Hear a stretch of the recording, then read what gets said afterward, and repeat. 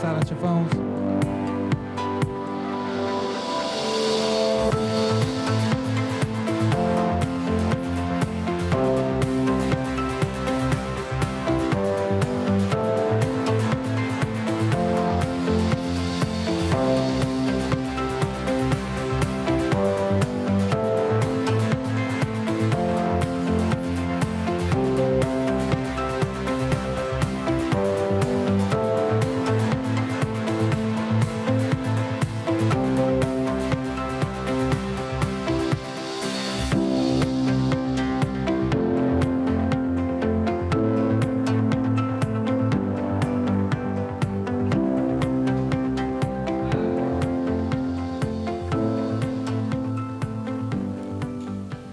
Welcome to another exciting Trending Tuesday. I am Dr. Carla Braley, and today we're diving into how you're living.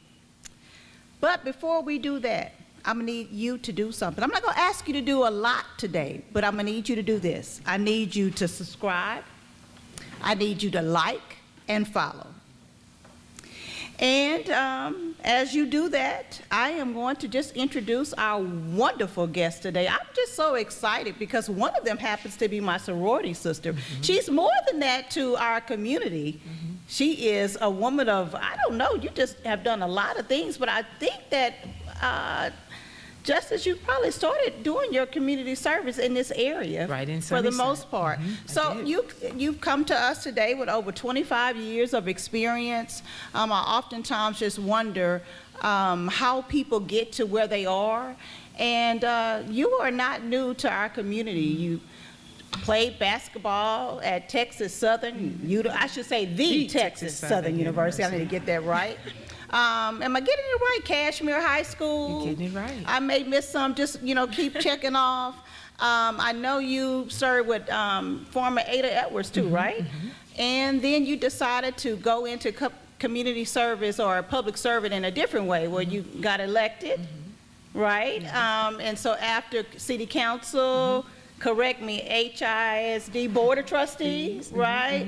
And then now you're serving as our Justice of the Peace. And we're gonna get a little bit more into that in terms of what that really is and what you do. But I know it is a wonderful thing when you have name ID, and you get name ID because you do community work and people remember you. And so I think that has been a part of how you're serving with us today. And then next to us is, I think that's your buddy too, right? Is it Smokey? Him today. Oh, you're not claiming? I'm not talking to her today. Well, so we have I think I can say the Smokey Phillips. I think this is my first time having this kind of conversation with you. So this is going to be an interesting discussion today. And, just like Justice Wanda Adams has been serving our community well over 20 years. I think you may be up to almost 40. Yes. I dyed my hair though. You got I want to see the gray, so I dyed. All the way in blue. So, coming from our community, going to the University of North Texas, University of Houston downtown. Again, you're not new to our community. You have paid your dues. You have worked with many people, both locally, state, nationally. I think you traveled our nation with Reverend Jesse Jackson. Yes.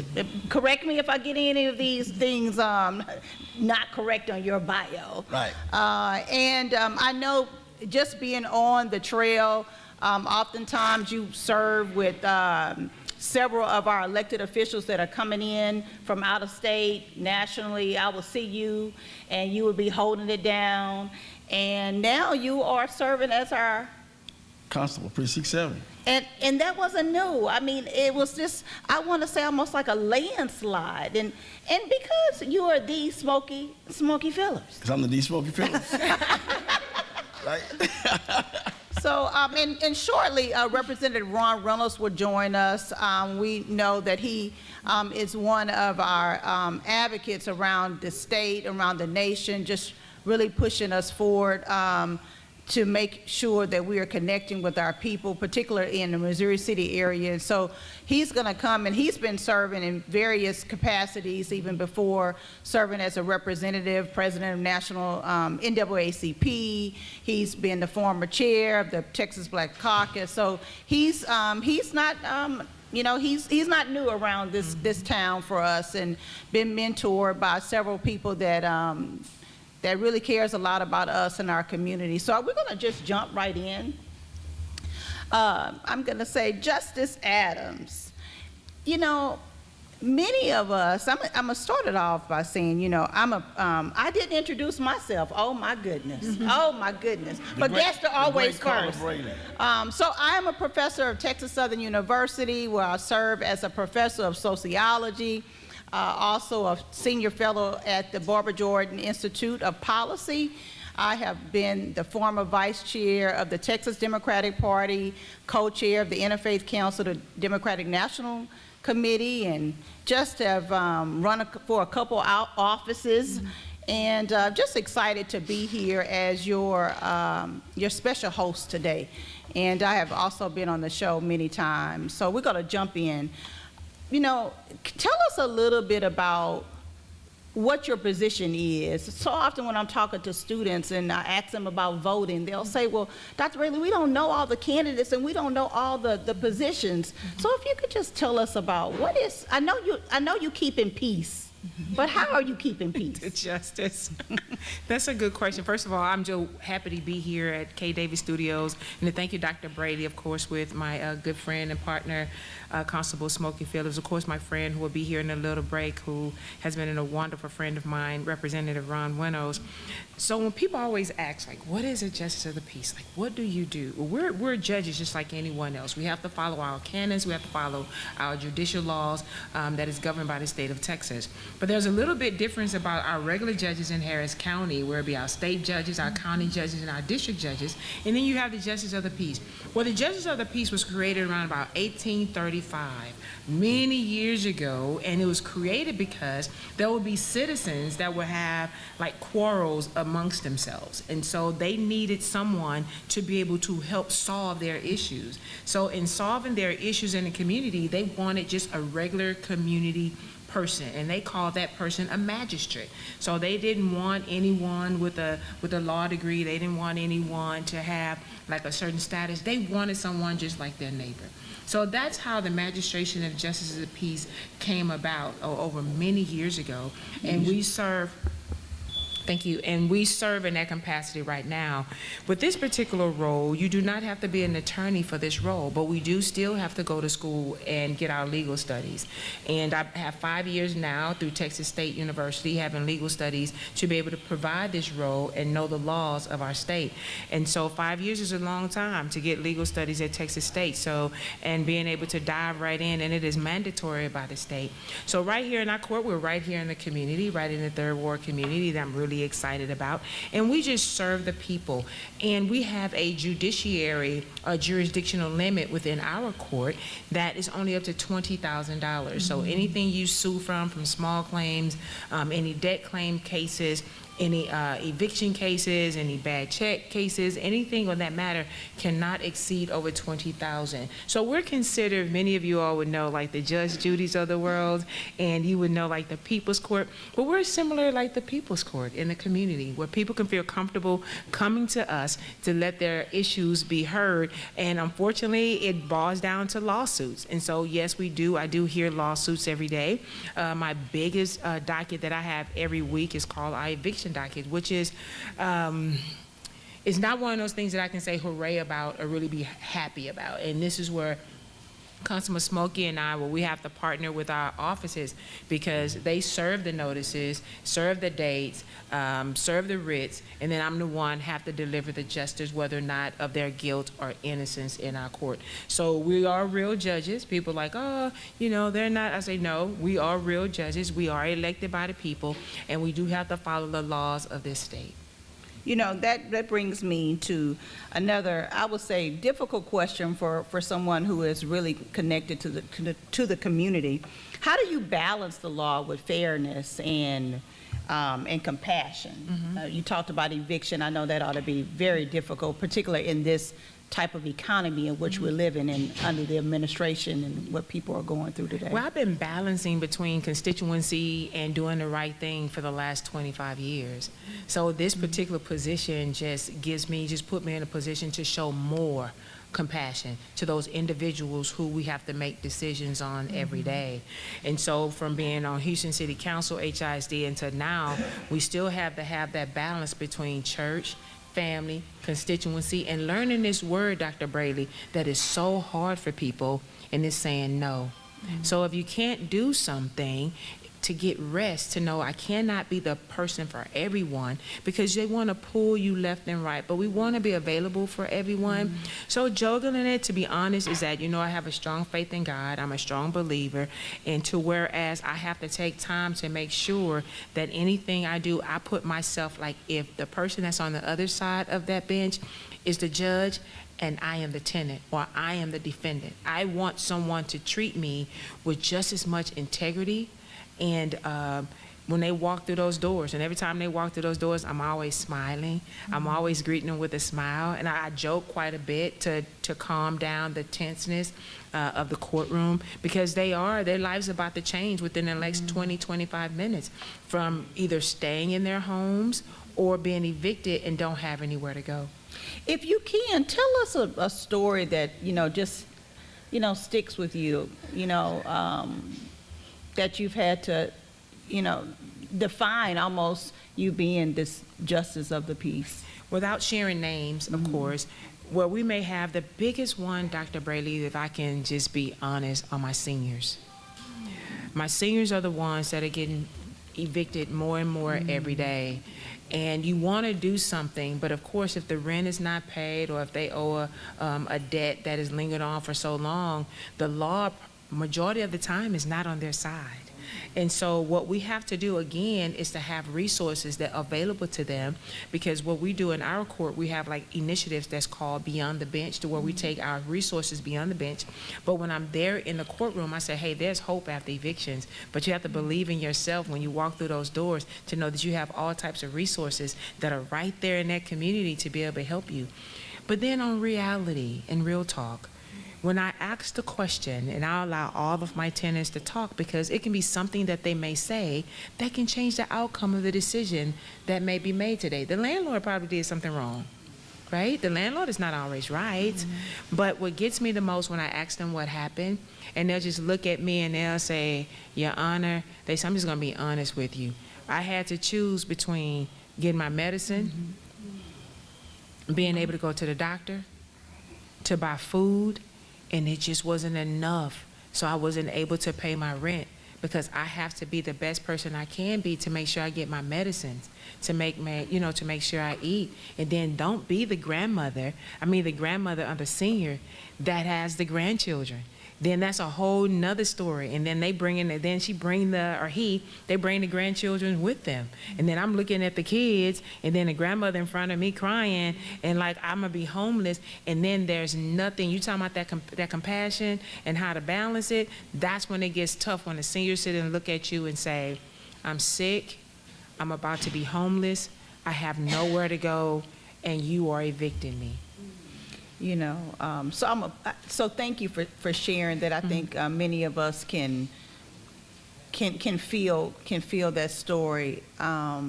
Let's flip it just a tad bit. That grandmother who is praying for a future, praying for her grandchildren to have a future. Tell a child or a teenager who may be watching or listening to us right now, how could they take this path to maybe become a justice of the peace? First of all, it's all about choices and making the right decisions. At the very onset, watch the company that you keep, because also we have a juvenile docket. Like, I have juvenile and truancy docket. I deal with civil and criminal. So we have some of our young people that make some of the mistakes that when they stand in front of me, I want to say, what were you thinking? Because this is the beginning of the rest of your life, with citations and tickets and things like that, that would be a smear on your record. And you may be laughing right now, but if you get pulled over and an officer pull up something, they can see the small lift of trouble you've been in. You are immediately labeled at that particular time. You're labeled at that time. And unfortunately, it's our black and brown kids. But I see an array of races that come to the court. For instance, if there is any children listening today, please do not let TikTok be your guidance of making stupid decisions. And before you get to Smokey, the reason why I say this, because I was just astonished when some kids was following TikTok and they was breaking into schools because they said, we're gonna go look for ghosts. And they all lined, sitting in there, and I'm asked, what are y'all doing? Well, they broke into a school and said they was looking for ghosts, because where? It was on TikTok. My. Well, for those of us who are joining us today, we're discussing community law and order from the Constable to the Courthouse. And we're joined by, we just finished speaking to Justice of the Peace, Wanda Adams, and now we'll be speaking to Constable, the Smokey Phillips. Thank you so much, Carla. I was listening to some of the things Judge was talking about, and some of the toughest things that we encounter are evictions. I could be a historian on the show. I started out here in 1983 with a guy by the name of Constable Chambers. This precinct actually started in 1973. It was thought about by two white commissioners in 1968, but it came to fruition in 1973 with A.B. Chambers, who started our office in Pasadena, Texas. It started with 3 people. One of the people who currently work for me, Roberta Ewan. She was the first chief clerk in Precinct 7. Of course, A.B. Chambers have passed away and gone.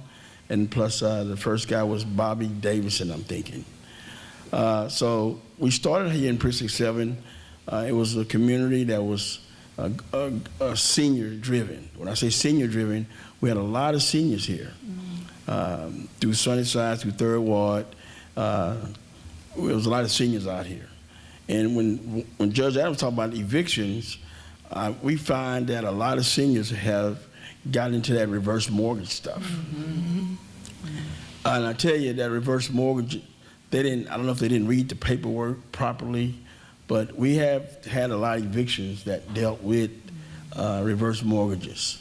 The toughest one that I have encountered was 89-year-old senior who had been living in a house for almost 60 years, and we had to evict her. Of course, she had a lot of things that were in her house.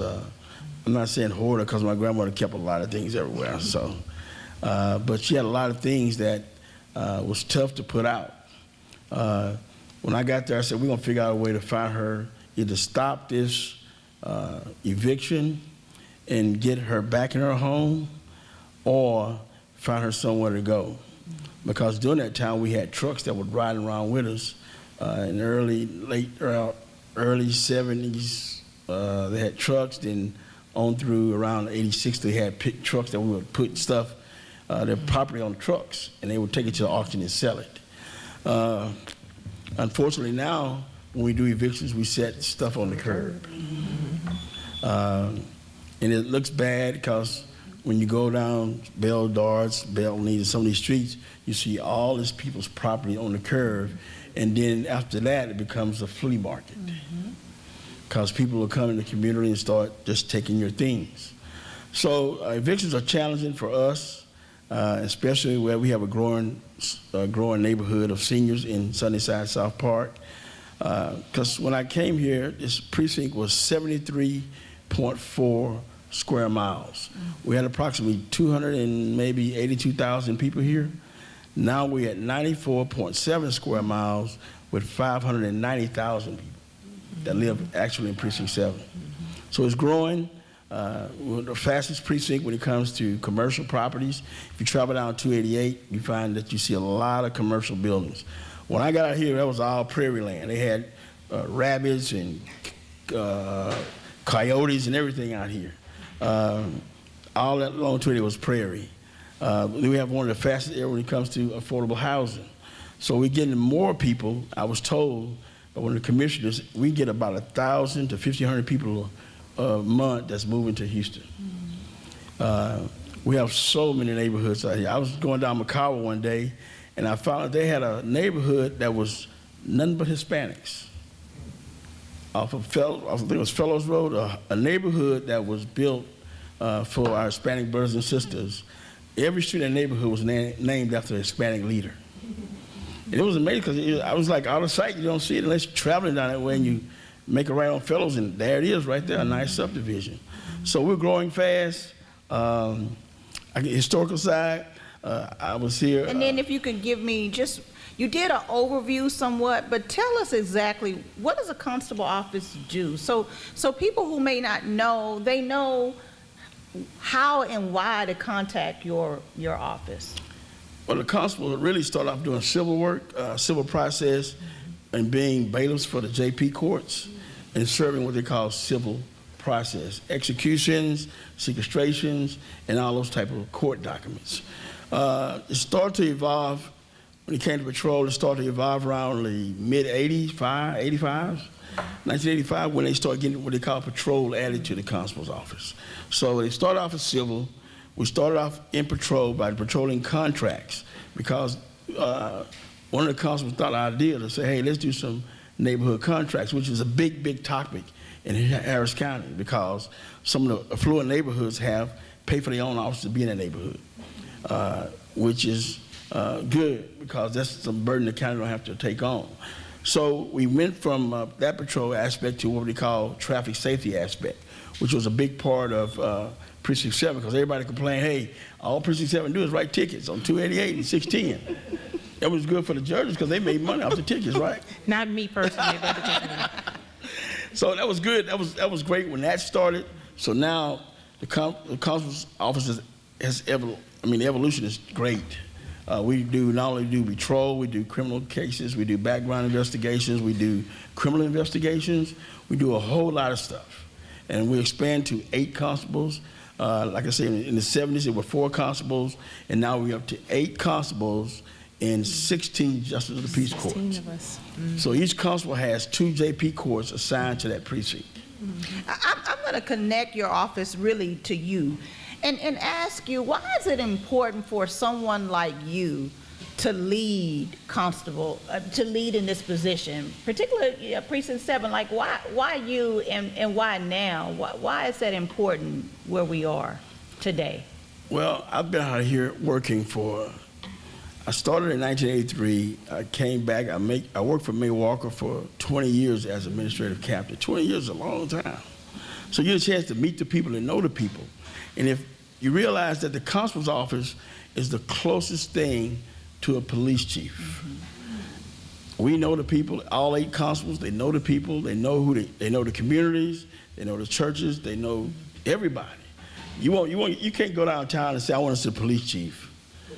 You can't go downtown and get in the building and say, hey, I want to see the police chief. But when you come to our office, you say, I want to see Smokey. I want to see the judge. Mm-hmm. I want to see the judge. And most likely if I'm there, I'm going to see you. And I have to, the weirdest kind of people come see me, right? Not weird, but seniors they had these little game rooms, right? So a senior came today and said, hey, Smokey, man, I was at the game room and they won't pay me my money. I said, I think that's illegal. But you get those kind of questions from seniors every day, people calling you every day. I have open door policies such as, Judge, hey, everybody come see me. I get to work 10 o'clock every day. By 10:15, I'm visiting with somebody. So one thing about the constable is you're more connected with law enforcement. We go to events like this. I get off at 6, but my day don't start till 10. My day ends around 9.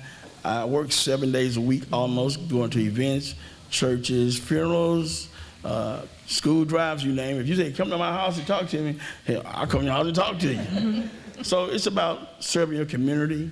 It's about making people proud that voted for you.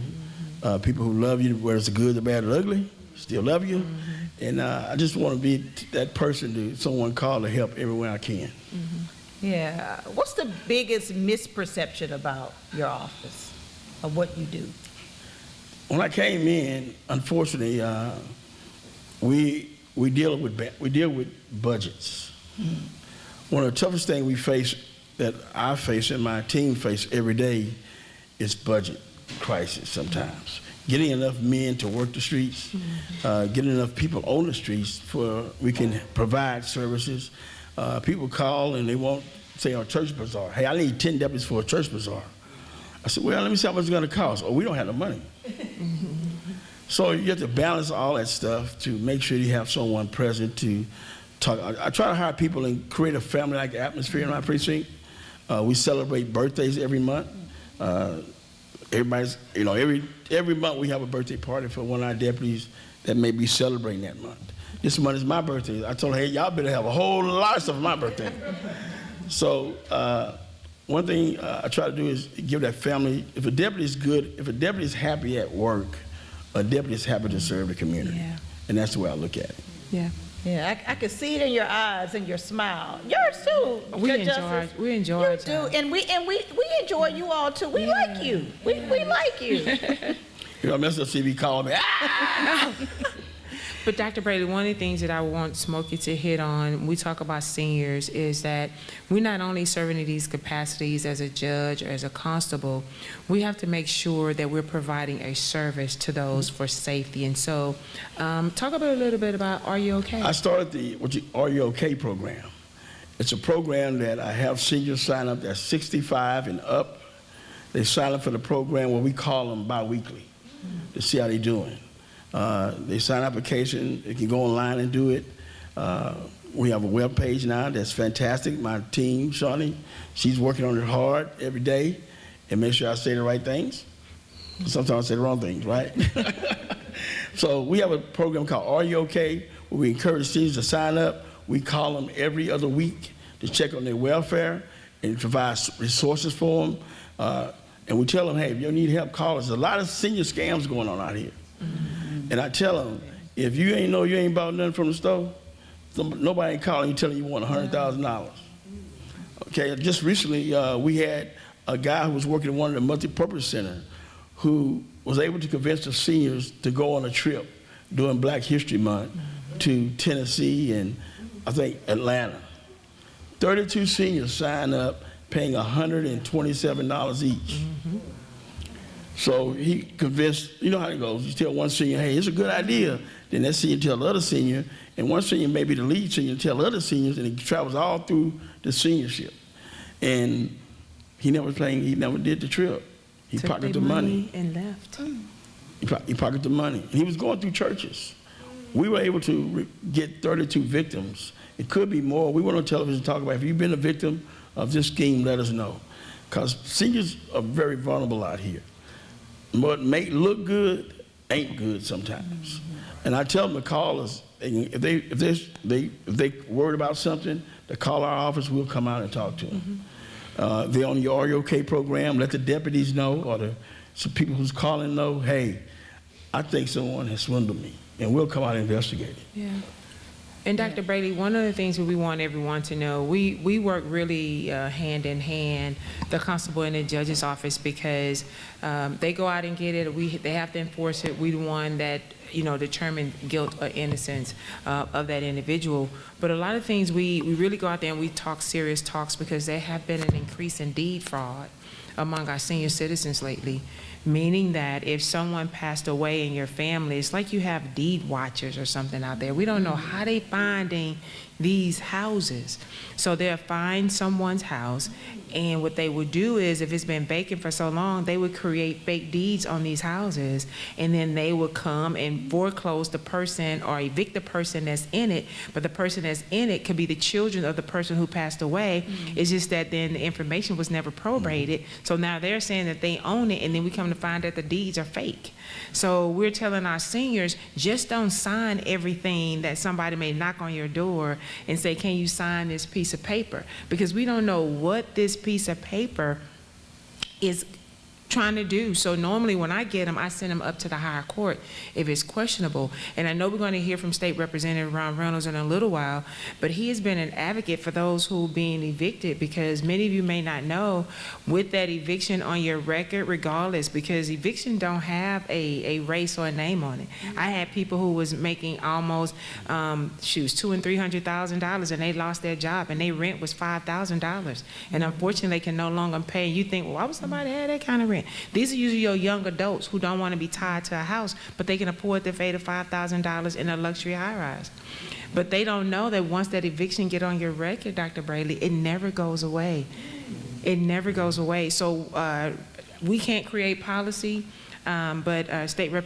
Reynolds noticed it, and he started to go down to the State House to try to change this, because I believe if a person pay that due back, to go ahead and remove it, because if I can get a judgment removed off my record, I should be able to get an eviction, and this is like a scar. So these are the things that we try to educate that tenant or that individual or that senior, even when it's debt claims, small claims, whatever it may be, to let them know, hey, you still have rights, but at the same time, if you can do something preventable, try to do it, because that can be something that's a negative on your record. Because I get it, and then they calling Constable Smokey and their deputies, why your deputies out here putting us out? We're not putting people out. The law says that if you don't move by a certain time, the landlord can apply for a writ of possession, and unfortunately, it's the deputies who's actually serving the writ to get people to move out. So it's a lot of things that we do in JP Court and in the constable's office that we kind of work hand in hand on, what makes JP 7-1. And I'm not the only one. Of course, we have the Honorable Judge Sharon Burney as well, the daughter of the late Honorable Zanetta Burney. So it's myself and Judge Burney, and of course, Constable Smokey Phillips. So we all try to work together to make sure not only are we providing justice, but we also trying to make sure that we have peace in the community, and we educate you on what you need to do to stay in the community, because sometimes people look at us as the bad guys, and we're not the bad guys. Unfortunately, we do have to follow the law as well. So it gets kind of tough. And then one thing to piggyback on what she's saying, when you talk about records, we are having an expulsion clinic. I joined hands with Sean Tier, our district attorney. We're going to have an expulsion clinic in our area. Because what I've noticed in my 40 years in law enforcement, there are people, young men, who are charged with crimes, and they go to court, and their cases are dismissed. They're charged with crime, they go to court, their cases are dismissed, and that record stays on their record for a lifetime.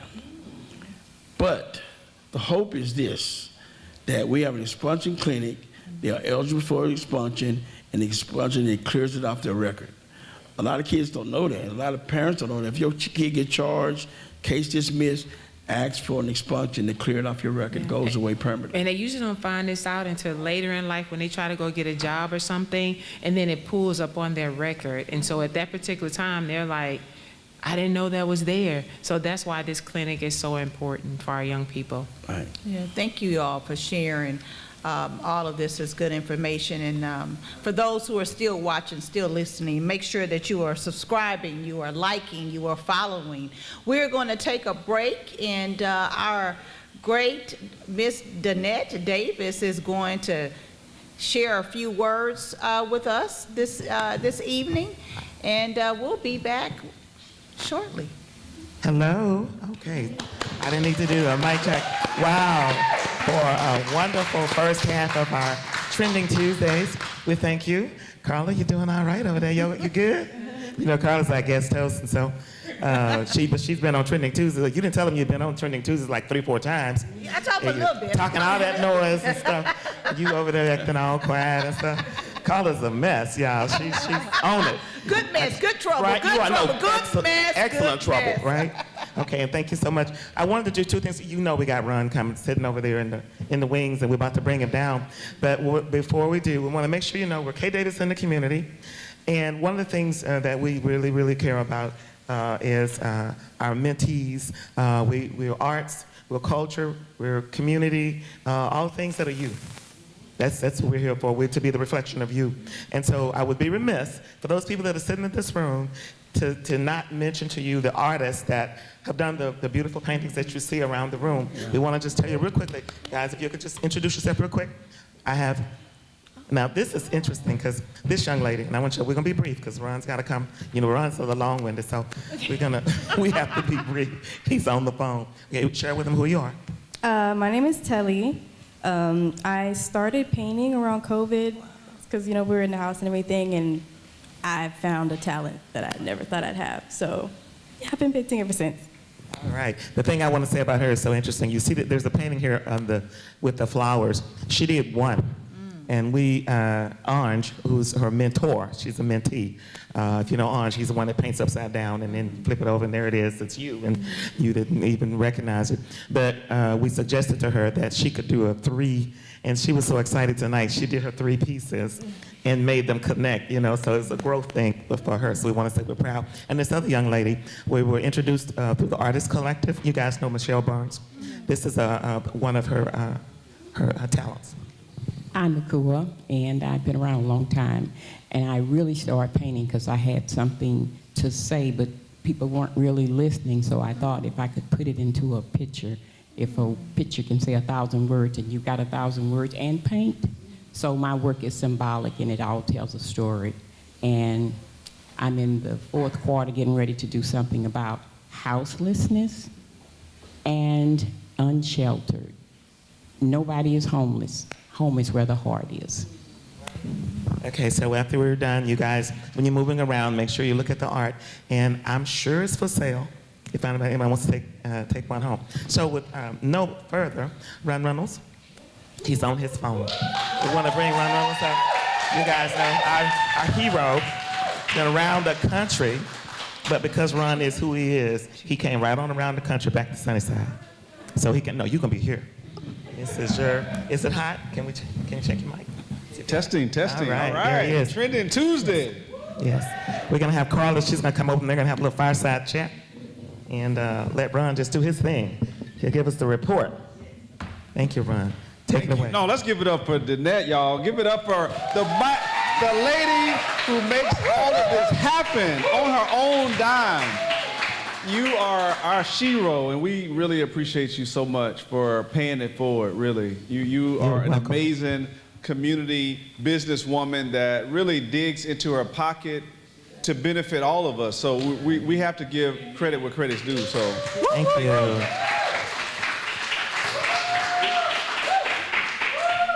Well, Ron, it's you and I. It's good to see you. And the world, same to you.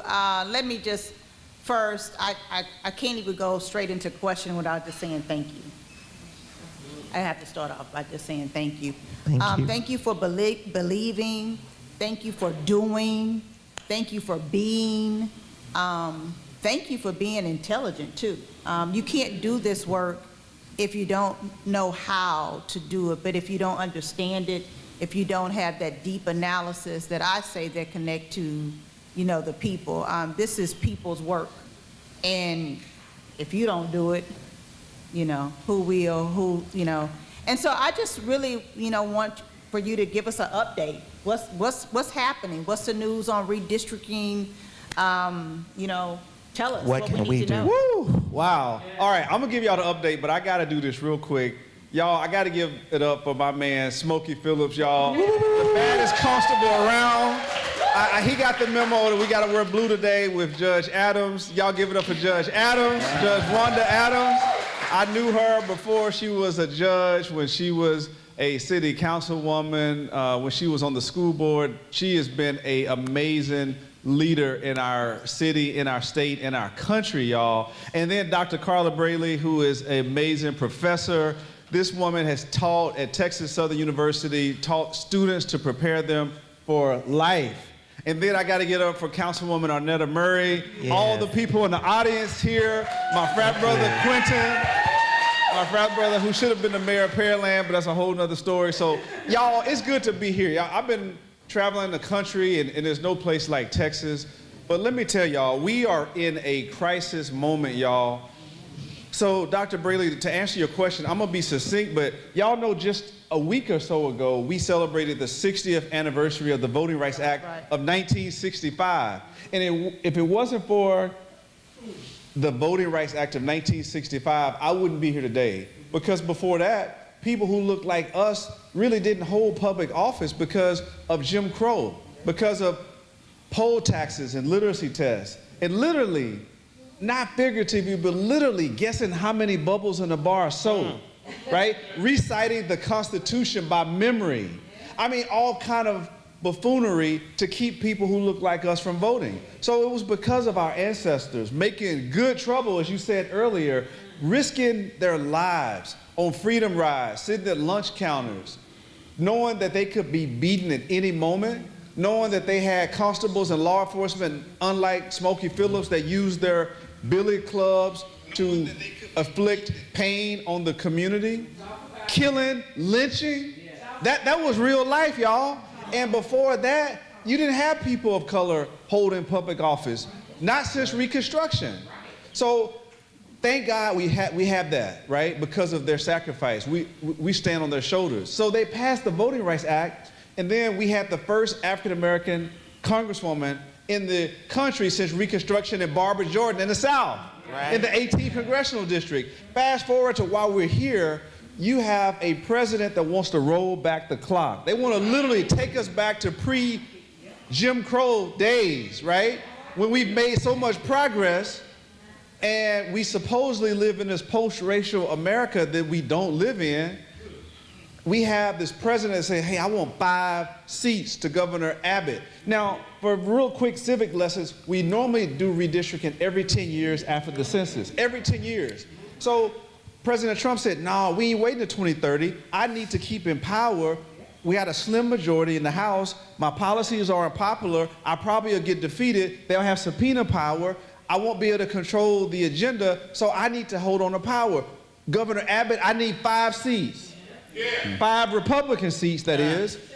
How do they get those 5 seats? By taking mainly black seats, y'all, and brown seats. So they want to combine the 9th and the 18th. Congressman Al Green, who's been a big thorn in the president's side, right? Like with his stick, y'all know that. First congressman to call for impeachment. The first congressman to call for an impeachment. And then our sister, y'all saw her in Dallas, Congresswoman Jasmine Crockett of the 30th District. They want to combine her and Mark Vesey for 1 African-American opportunity seat in Dallas-Fort Worth and 1 in Houston, pitting whoever is the congressperson out of the 18. There should have been a special election in May. You talk about taxation without representation, but it won't be until November, and likely not someone seated until a January runoff. They want to pit them with Al Green for 1 seat. Now, I want to tell y'all something really quickly. What state has more African Americans than any other state in the country? Texas. We should be expanding, Dr. Braley. We should have 50% more representation of African Americans in Congress than we do based on the 2020 census. So instead of increasing, they've decreased it in half. So my colleagues and I, we literally decided we're going to make our own good trouble. We left the state to break quorum so they couldn't pass this racial gerrymandering on our watch. And unfortunately, on Monday, many of my colleagues came back to restore quorum. That's when they had my colleague Nicole Collier, who refused to sign that permission slip that she would allow 24-hour surveillance by DPS at her side to leave the chamber. She said, no, I ain't doing it. So she's been locked up in the Texas State Capitol since yesterday. It's been over 24 hours. So they fast forwarded this bill. It will be on the House floor tomorrow, House Bill 4, to finally pass this racial gerrymandering to decimate our districts. That's the state of play. So my message to you all this evening, and why I came here risking it all, because I have an active warrant. Don't tell the constable that. They literally want to get me. I'm one of 13 Democrats that are, the Attorney General Paxton has said to the Supreme Court, I need to be removed from office, right? They want to not expel me, they want to remove me. I told the Attorney General, the Governor, and all of them, this seat don't belong to y'all. The people of District 27 elected me, and they're the only people that have the power to fire me. One of my constituents is right over here. And so I say this, y'all. This is our civil rights moment, Dr. Braley.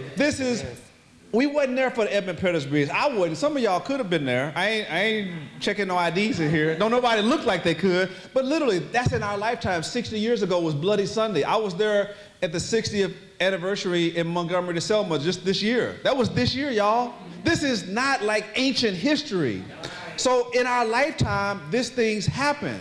So here we are, where they're literally trying to take us back to those days. And I said, not on our watch. So I said, this is our Edmund Pettus Bridge moment. This is our civil rights moment. We have the baton. What are we gonna do with it? Are we gonna let us take them? Are we gonna let them take us back? No. Or are we gonna fight and do everything we can to preserve the progress that was made because of their sacrifices? So Representative Preacher brought us. All right. Tell us, what can we do right now? Yeah, the call. And I want you to give different plans, because everyone can do different things. Absolutely. Some people have finances. There you go. Some people have time. Yes. Some people have talent. Yes. What can we? Some people are different age. Right. Like, what can we do? Well, everybody can do something, right? Everyone has a gift, whatever God bless you with. You know, you said it best. Time, talent, treasure. If you don't have, you gotta have something, right? If you ain't got much money, you got plenty of time probably. If you ain't got no time, you probably got some money. Or you may have time, talent, and your treasure, meaning that the gifts that God gave you, use that to pay it forward for the next generation. The history books will look back, Dr. Braley, you're a teacher, you're a professor. They look back.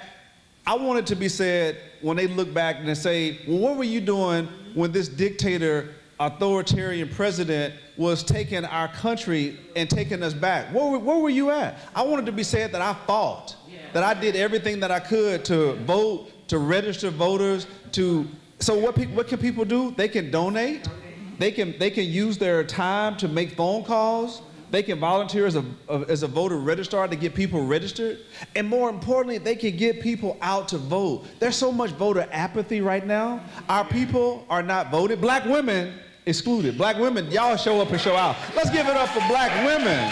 Black women have been at the vanguard of democracy as the highest voting demographic, surpassing white men in 2008 and again in 2012. Black women understand the assignment. Brothers, we gotta step up. And I'm just keeping it real. We have to step up. And so what we can do is make sure that we take that village approach and make sure each one reach one. All of us have a friend, a family, a neighbor, someone that we know, a church member. All of us may have a social media or whatever, or email, a mouth that you can use to ask people, hey, do you understand that there's an election coming up and the significance of this election? You talking about the governor?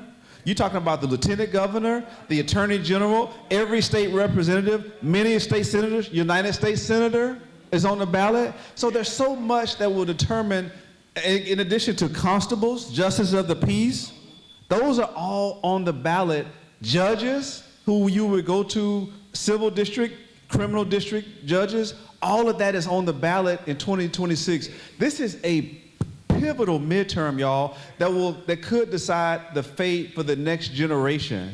And I'm afraid that with this anti-diversity, equity, and inclusion, they're trying to be, that's anti-black, y'all. That's what that is. Don't let nobody else fool y'all.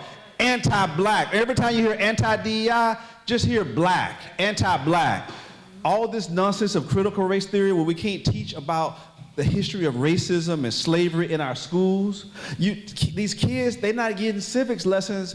Teachers are afraid because of this nonsense of critical race theory where you can't make white kids feel ashamed of their historical past. They don't excluding like the Holocaust. They can teach about that, but don't talk about slavery. They ban books about, Frederick Douglass, Marcus Garvey, Malcolm X, all those are banned books in our schools. There's an assault on the LGBTQ community, immigrants, Muslims, So we are under attack. Our democracy is under attack. We see Washington, D.C., basically, you might as well say President Trump is declaring a military state, that they will not just stop there in Washington. They're talking about other black-led cities, Chicago, L.A., New York. If Houston had a black mayor right now, they would be saying Houston. There's a reason why he didn't name Houston, because Sylvester Turner is not the mayor anymore. So I just came to keep it real, y'all, to speak truth to power. Because some of us have gotten comfortable, Dr. Braley, because we moved out to the lands, woodland, sugarland, pearland, right? We got comfortable, we got degrees, we got some decent cars. I seen the parking lot, so we get comfortable. We figured we done arrived. Forgot about the war. Yeah, but we only one generation from going back to slavery, y'all. That's real talk. They want us back on plantations. They want to eliminate all of the progress that we've made when it comes to affirmative action and education, so long as we can keep those black athletes on the football field and the basketball, dunking basketballs and handing out batons on track fields. That's okay, because that provides revenue for schools. But guess what? Those scholarships for black students, they can't even do that no more. They're taking us back. And so this reason why I was so excited to come here tonight was say this is a call to action, that we better wake up and do what we can to preserve our democracy. And I mean, that's a wrap. Just to bring it full circle, make the connection of why Texas is the pilot study of what can happen in this nation that connects to voting in the Voter Rights Act. Absolutely. Well, let me just say, Project 2025 started before it was named. It was in Texas. Texas was the first state with Florida ending diversity, equity, and inclusion. Notice y'all I don't say DEI, because that could be like ABC, FBI, DEA. It don't mean nothing until you say diversity, equity, and inclusion. Texas was the first freaking state with Florida to ban it. Y'all know that. Governor DeSantis and Governor Abbott were in a competition of who can be the most extreme. So Texas is a test case for these policies. We were one of the first to implement critical race theory, and we were one of the first states to have the extreme abortion ban for women. We were one of the first states to do a lot of these things. That Texas has the highest number of uninsured. They want to roll back and erase the Affordable Care Act. Black women in Texas lead the nation in maternal deaths. Right. But none of those things are crisis. So Texas is the epicenter of what I call the Heritage Foundation, which is the blueprint for these MAGA right-wing policies. They implement in Texas, and then they go to other states. They implement them in Florida, and then it becomes a national blueprint and a motto. Like ending the Department of Education. This session, we ended vouchers, which hurt our public schools. That is hurting black and brown schools, our neighborhood public schools. They're taking money out of our schools with our tax dollars to supplement wealthy kids to send their kids to private schools that our kids can't get in.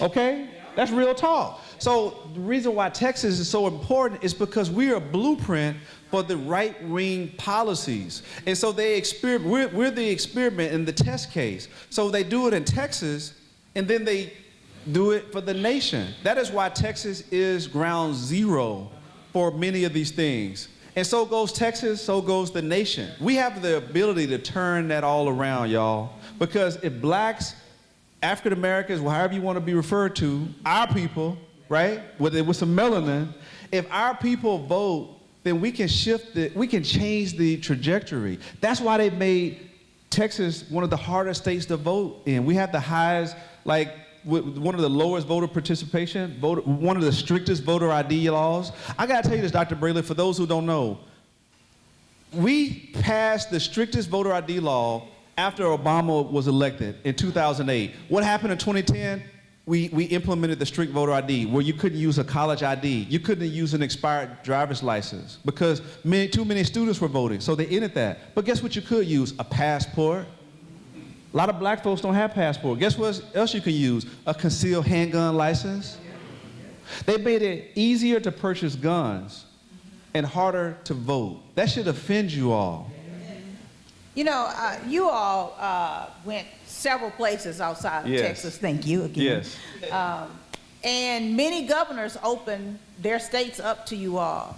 This is, I think, particularly important. And I want to talk a little bit about what is possibly going to take place in Texas right now. But what are some of the other governors doing to maybe combat what can happen or what may really happen in Texas, particularly in California? What is that? Ooh, I'm so happy, y'all. Yes, thank you, Governor Newsom. You know, hey, I learned a long time ago, you fight fire with fire. You don't bring a knife to a gunfight, y'all.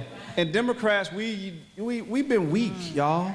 And now we start fighting. The Texas Democrats broke on. We went to California and said, Governor Newsom, you gotta do this.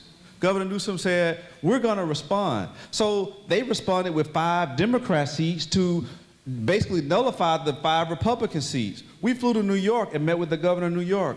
We flew to New Mexico and met with the governor of New Mexico. We intend to fly to Maryland and other states because guess what? 2 can play that game. If Donald Trump wants to rig the rules with a mid-decade redistricting, then Democrats shouldn't tie our hands behind our back and let them cheat and rig the rules while we're playing by the same rules of engagement. Any of y'all play sports? If you have a football game and all of a sudden at halftime they changed where they got the refs as their cousins, and you know it's finna be some shenanigans, right? Well, that's what they've done. They're rigging the refs who calling the plays. And they're not calling fouls no matter what. On the Republicans, the Supreme Court is they refs now, right? So we have to respond because this is the fierce urgency of now. We have to go all in. So thank you, Governor Newsom in California. They will actually bring that bill to the floor for a vote as early as likely Friday to pass it. Then it has to go to a ballot for them on November the 4th to pass it because they have an independent redistricting commission. So they have to have a constitutional amendment to change, just like New York has, because Democrats try to play by the rules. Republicans, under President Trump, there is no rules, y'all. It's whatever fits him and his MAGA cronies. Whatever he can do to get more money for their billionaires, all while they trample upon blacks, browns, and the poor, and even the middle class. I mean, I hate to tell them, but poor white people, they're doing just as much to them. They just don't even see it. Farmers, poor white folks, they screwing them too. All for the pleasure of the billionaires to have more yachts and private planes and more inheritance for their great-great-grandkids because that's how much money they have, all while we in our community struggling have to take up second jobs because they're gutting Social Security, Medicare, and Medicaid. They're trying to privatize that so they can bankrupt it. So it won't be a social safety net under this notion these are entitlements. You work your ass off to get Social Security so you can have a decent retirement and not have to go back to Walmart and you sitting there as a cat. I'm not saying knocking it, but if you 65, 75, you shouldn't have to go do that. But under this big ugly bill, that's what's going to happen. That is why the stakes are so high and we have to have representation in Congress and all levels of government. You know, I want you to give us, like, I don't know if this 15-second, like, social media pitch, like, they have teenagers college students who, they may not come to venues like this, but they're listening and they're pushing out messages. What message do you tell them right now? They don't know the history. They can't ramble off all the things that you stated. Right, yeah. Well, the message I try to tell the young people, because the young people, when we were in COVID, the young people took it to the streets and protested the brutal death of George Floyd, right? Young people were the movement, right, for criminal justice reform. And what I tell young people, that was only part one. Part two is going to the ballot to make sure that we have representation that are gonna get us the George Floyd Policing Act passed into law. So the way I make it plain is, you know, we have to march, we have to use our social media, and we have to vote. Those are the 3 things that we have to do to effectuate change. And if you want to have, I'm just gonna keep it real with the young people, a lot of them want to free the weed, then you gotta go and vote for people that believe in marijuana and cannabis reform. So though, you got to talk to the issues that care about them. You want free education for college because college has become so affordable? You got to support elected officials that want to make college affordable. So we have to talk to their issues. They don't care about, I'm just going to be real, when I talk to my kids, they don't care about what John Lewis and them did. They like, who are those people? We don't know. We ain't never seen them before.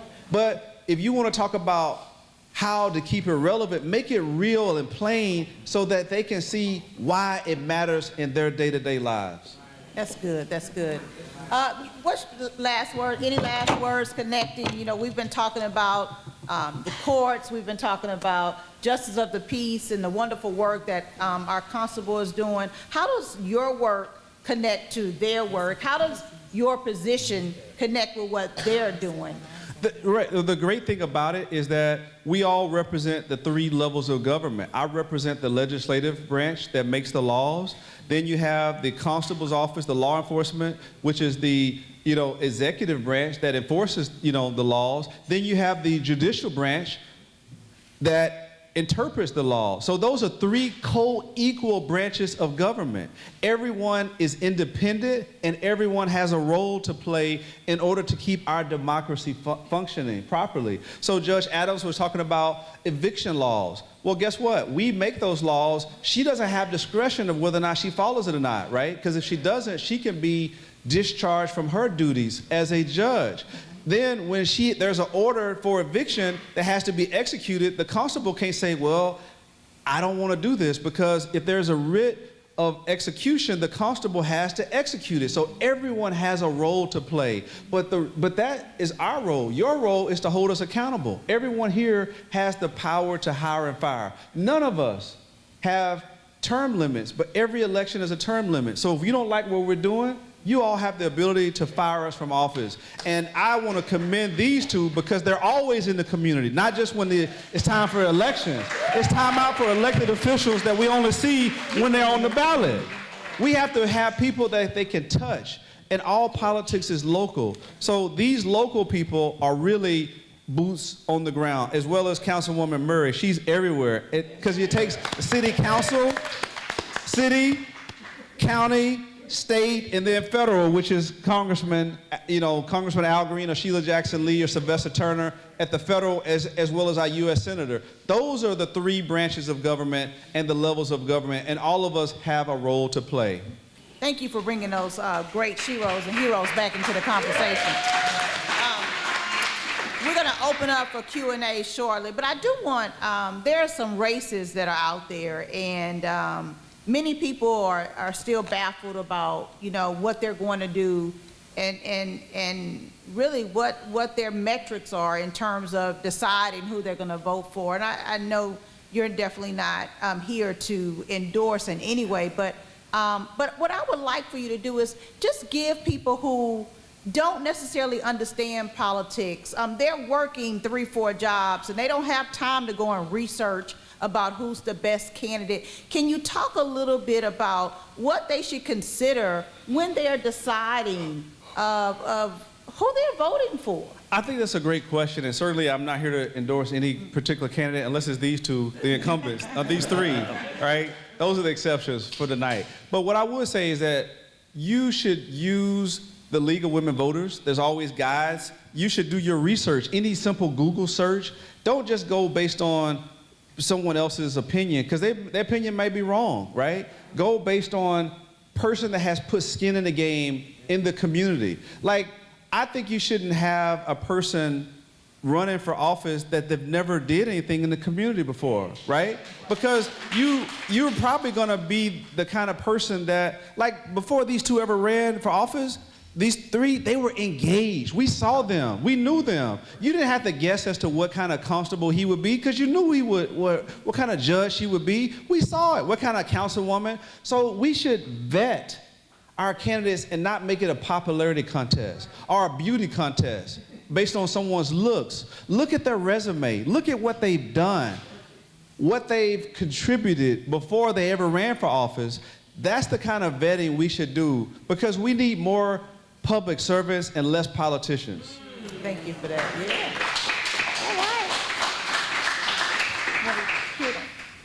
All right. All right, so we're gonna go to Q&A and none better than that.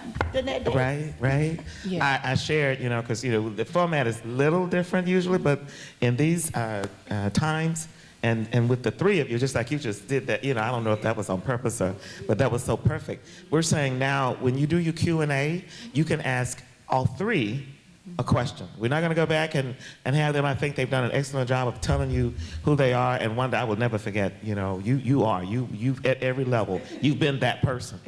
You know what I'm saying? She's that sturdy. You get me? And usually we know, or what have you, for those people that work with public institutions. But I have a question, or what have you, and I know you have one that you, because one was over at California. To me, let me ask a question. This has to do with redistricting. And then when I thought about it, I read the little reading and stuff like that when you guys were coming on as our guest. And you said 2 of you, and it's however many constables. But I wondered, when they change these districts, doesn't that affect now who, not you, but who people that are served certain ways? It doesn't connect at all with who comes to you, because do they move and change now? No connection? So, Before you do Okay. that, add the B part to that, because they don't understand the flipping that's going on. So if you add all of that, because when Ms. Davis with her question, add how 18 and 9 are flipping, how that affects, because you have one congressman that lives in one district that he may or may not be able to run for his district. Exactly. So when you ask her question, that was my part B, can you add all of that and tie it together so everybody can understand that Yes. 'Cause you're you being stated 9 it, and but not not 18? Yeah. So just for everyone to know, based on this proposed racial gerrymander, this redistricting map, Congressman Al Green, his home is moved to the 18th congressional district. So basically, Congressman Green and the base of his congressional district 9 is now under this proposed map in the 18th. The 9th congressional district, the number 9, is now relocated in a carve out that is a very Republican district that Congressman Green nor any other Democrat. You can bring in Obama and he ain't gonna win it, okay? So basically, Congressman Green, if he ran for re-election, will be running as the 18th congressional district. That's really it, right? There won't be a 9th congressional district African American or Democrat, because it's gone. They gutted it for a Republican. That is part of the 5 that President Trump said he needed from Texas. One was the 9th. And the way that it does work, he is moved, his house where he is would be the 18th. But in Texas, for Congress, you don't have to live in the district, right? You have to be a resident of the state. So you can technically live anywhere within the state and run for any congressional seat, but most times than not, you don't run away from your home district. So Congressman Green, if he ran, and I did know from him he's running, he would have to run in the 18th. And we would therefore have one African American. So hypothetically, what we likely could see is whoever wins this special election will be the congressperson for the 18th congressional district to fill the unexpired term of Congressman Turner. They would then face Congressman Al Green in the next Democratic primary for the full term. That's the kind of pitting that they're doing to us, which is you know what, shame. And Ron, also, whoever, like you say, whoever wins in November, they will go to 2 top-tier vote getters, which Republican Democrat will have a runoff in December. Yeah, well, actually, that's correct, but there's not necessarily, it could be a Republican and a Democrat, or a Democrat and a Democrat, because it's the 2 top vote getters, because there's no primary. It's whoever gets the 2 top voters, whether it's 2 Republicans. Let's say 1 million Democrats ran, they all split up the votes, and 2 Republicans ran, and they were the top 2 vote getters. Those are the people that would be in the runoff. So we have to very carefully vet the candidates, because we could end up with an outcome that really was uncharacteristic, because normally you get 1 Republican and 1 Democrat on the November ballot. That's not the case this November. In a special election, it's a free-for-all, and you could have 50 Democrats or 1 Republican, and all the Republicans vote for that 1 candidate, all the Democrat votes are split up, the Republican voter could be the top vote getter. Yeah. And unless there's one candidate that does not receive 50.1, there's a runoff. If one candidate receives 50.1, it's over. And this runoff won't be in December, it won't be until January. And also, the 22 people that's running now can be the same 22 people that's going to run in March. That's true. That is very true. If they pay those filing fees, anybody can do it. So everyone has to make an educated, informed decision about who you want to represent you. Representation matters.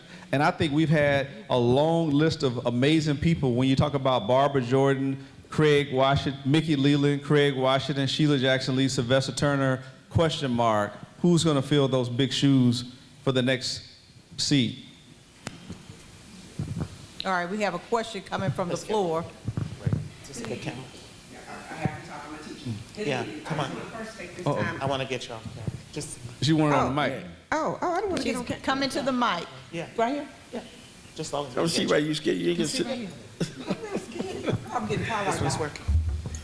I just wanted to take this time out to say thank you, Ron, Representative Ron Reynolds. I know it's not been easy. You have sacrificed so much.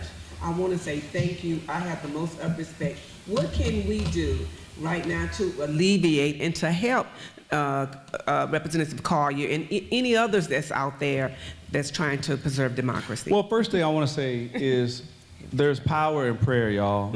I believe in the power of prayer. So keep us lifted in prayer. The enemy is busy, and he comes to kill, steal, and destroy. The next thing is, if you can donate, we donate to the Texas Legislative Black Caucus. Donate to somebody else. But, give $5, $10, $25. I want to thank Councilwoman Murray, when I was away, she sent things to me to buy some meals, and I appreciate that. So anything that you can do, but certainly prayer. Prayer. Yes. And what's the next part about after prayer, y'all? Well, faith without what? Works is dead. Thank you. Faith without works is dead. So I got all the faith in the world, but faith without works is dead. So let's exercise both. All right, we have another question from the floor. Okay, my name is Ken Brown. I have two questions, one for Brother Ron Reynolds, and they can answer something. My question was, I've always wondered, in the redistricting that the Republican was doing, why didn't the Democrats do a district map as well to counter what they was doing? You mean presently? Yeah, now. Well, right now, the Democrats don't have the numbers. So anything we filed, it would just be for kicks and giggles because they wouldn't even have to bring it up for a hearing. Right. The Republicans have a huge majority, 88 Republicans, 62 Democrats. It takes 76 votes to pass any bill in the House. They have a majority in the Senate, and they have the governor. So they control the levers of the legislature. So basically, we filed maps in the past that went nowhere. Obviously, we could file maps for demonstration purposes and argument's sake, but basically, we don't have any ability to move any bills. Right now, we're all on defense, and the best thing that we can do right now is kill the bill. We slowed it down. When it comes to the floor tomorrow, it's going to pass. Right. I suspect 88 Republicans, and how many of the Democrats are on the floor to vote no? Yeah. Okay. And my second question is to, dealing with the evictions, we've heard about the seniors. We know sometimes we just get caught up in life and cannot pay. But now we do have these apartments would take anybody in, but they're slum lord apartments. So now they taking us in, but we are in mold, no air. We don't have any of that. So my thing, what can we do now to offset what they're doing? Because, if you got a felony, you're not getting, if you're eviction, you messed up. But they'll let you in. But look at what your condition. So what is the process of dealing with slum landlords? Thank you. You may or may not like the answer I'm about to give. The first one, this is just for information only. Judges, we cannot give legal advice. So I cannot advise and say, well, you need to do this or they need to do that. We're not allowed. But this is what I always tell the tenants when they come before me and they're dealing with the same situation that you have and they don't know. There are laws in the Texas Property Code that protects tenants when they're living in unsafe and deplorable conditions around public safety. I think Smokey he can be able to like advise and tell them direction where to go, but I always inform them, go to Lone Star Legal, Texas Southern University Law, University of Houston, and seek out legal advice because there are laws in the Texas Property Code that does protect tenants' rights when it's concerning unsafe and unlivable conditions when they're faced that way. Smokey? And what we do, we work with the neighborhood protection, you know, and we come out, our officers come out and look and see what we can do, see if it's a safety hazard or see if it's something that maybe an enforcement hazard for us.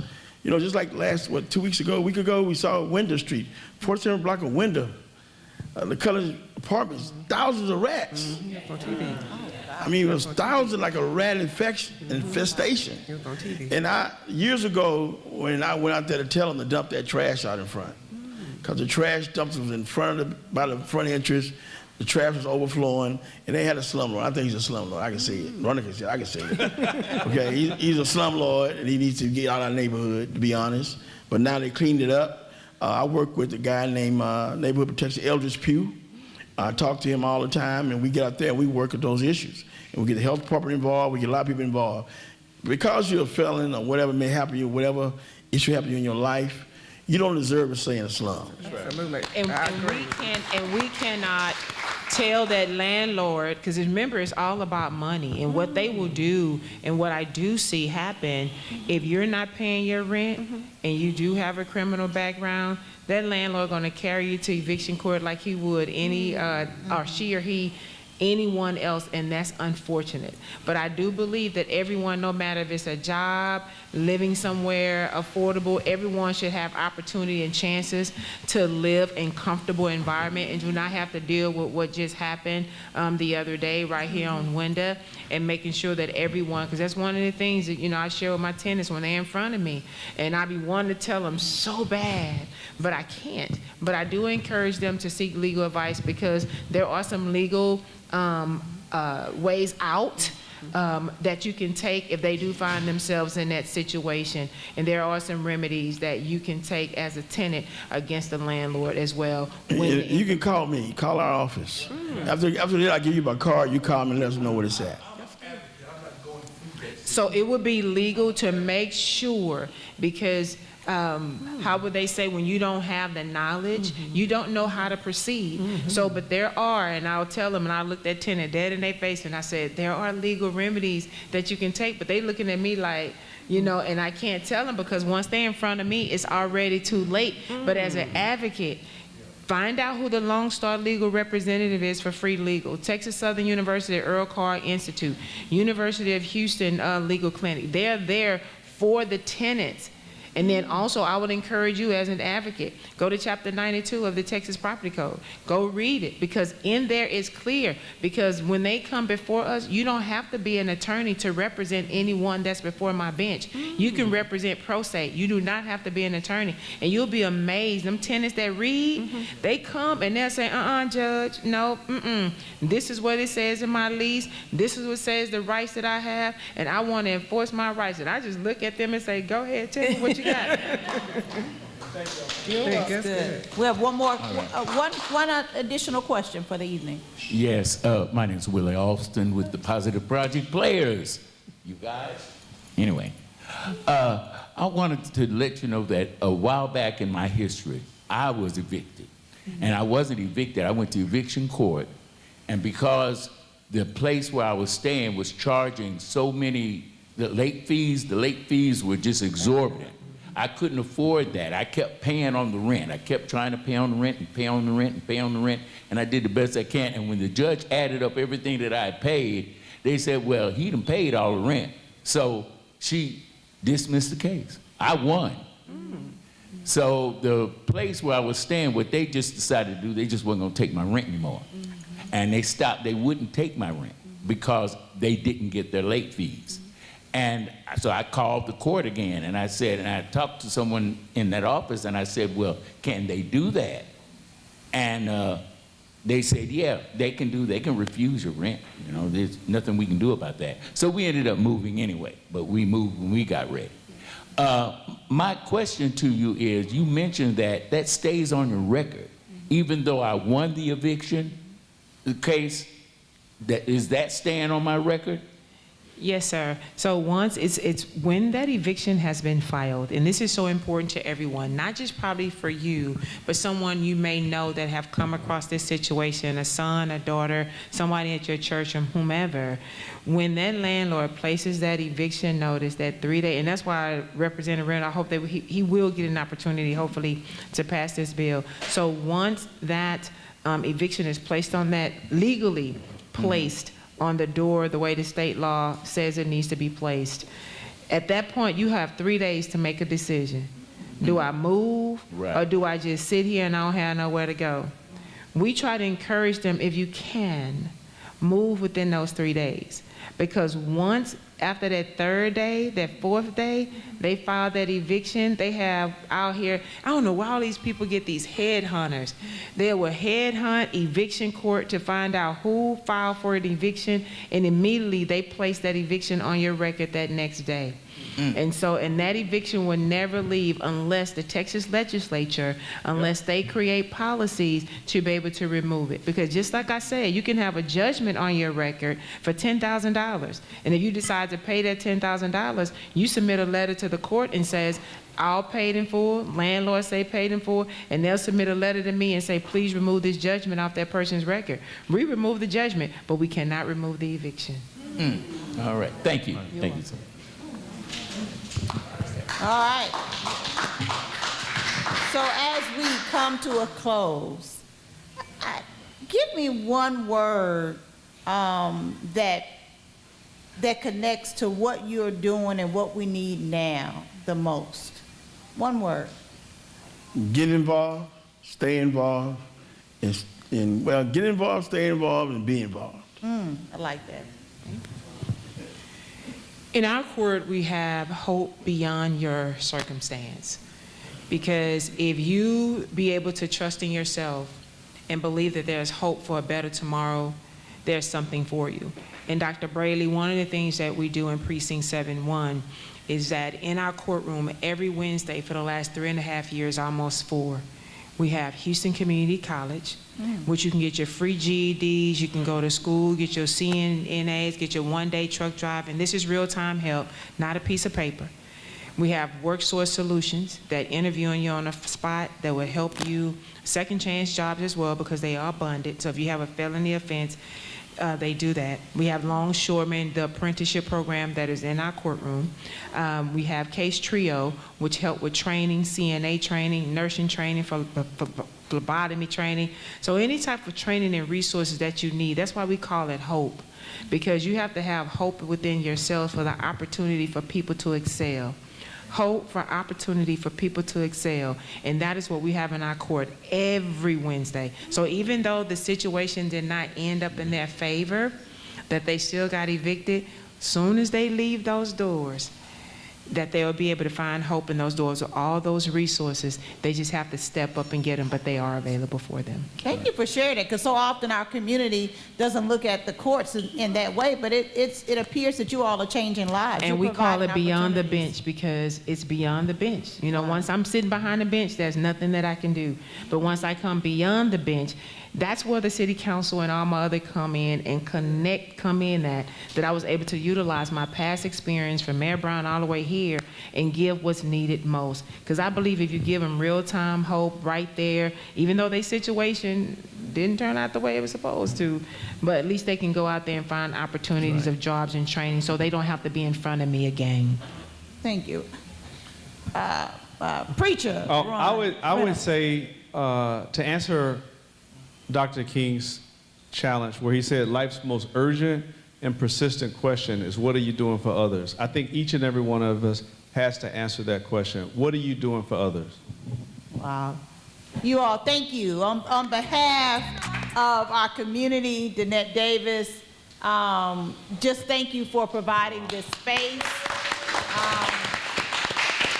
She's going to come before us and give us some additional words to close us out. Yeah, we're just going to close because my husband here, the chef, well, two things. I want to do two things. First of all, I do want, Willie Austin here has a group that came. These guys performed during the Movement Festival. And if you guys know Sharita, the Movement Festival, and all the things, and you mentioned George Floyd earlier, and all that happened or what have you, you guys know we donated the George Floyd statue. And if you see this painting here, these were all the people that were there that day. It wasn't open to the whole public, I think. So we commemorated it with pictures, or what have you, and they're everywhere, what have you. And Sharita and her family, we can't thank you enough. She's always here. So we wanted to, the play that they did during the Movement Festival was called Breathe, Breathe. It's called Breathe, and your group is called? The Positive Project Players. Inspirational Theater Arts Company. And this gentleman wrote the play. We produced it, and then he's going to Atlanta. He's been invited. There's a public stage reading of his piece, so we want to wish him well. We're supporting them and being behind them as a sponsor. But his cast is here tonight. I just want you guys to stand up just for a second, just so they can see you. They came to be a part of our event tonight. So I just want to thank you guys for coming.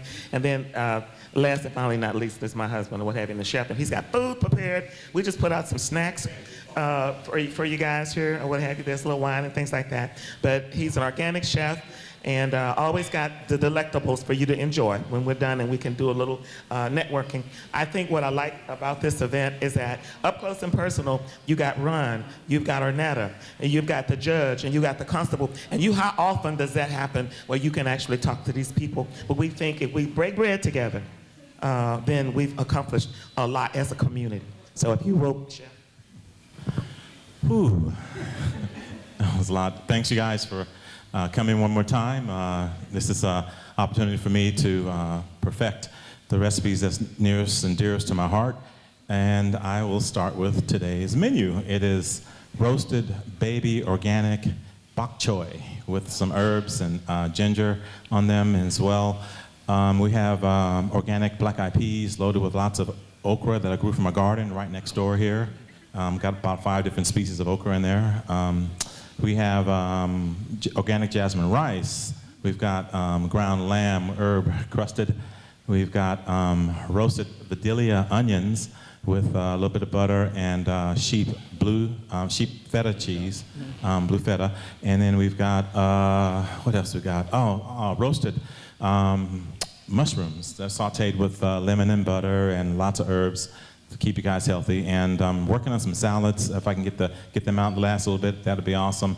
Also in the oven, coming out in about another 5 minutes, is roasted sweet potatoes. So I'm giving you a cornucopia of things, trying to get us all off of meat more and more vegetables and more different wholesome foods in our diet. And this is a good place to start. And one last word of encouragement is that you guys coursing through our very veins is the blood of Jacob, our father. So all this depressing and distressful news, there's a greater news that we're the people of the book, and God loves us, and He has His knee on our neck until we do right, and we'll see everything as it comes together. So God bless all, and welcome all. Shalom. All right. Okay. Yeah.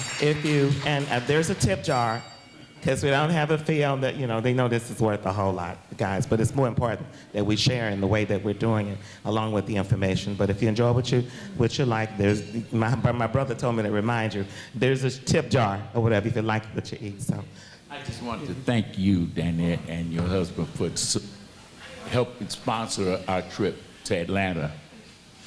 Y'all don't know, she does a lot of stuff behind the scenes, and one of the things she does, when she doesn't just talk about supporting the arts, she is supporting the arts. And I just wanted to thank you and thank your company and your husband for everything you've done to help us get to Atlanta. And you see, hey, one of y'all hold his shirt up. all right. And with that, we're off. Okay. All right, guys, enjoy. All right. We all have to be boots on the ground. All right. Thank you. Y'all come and eat.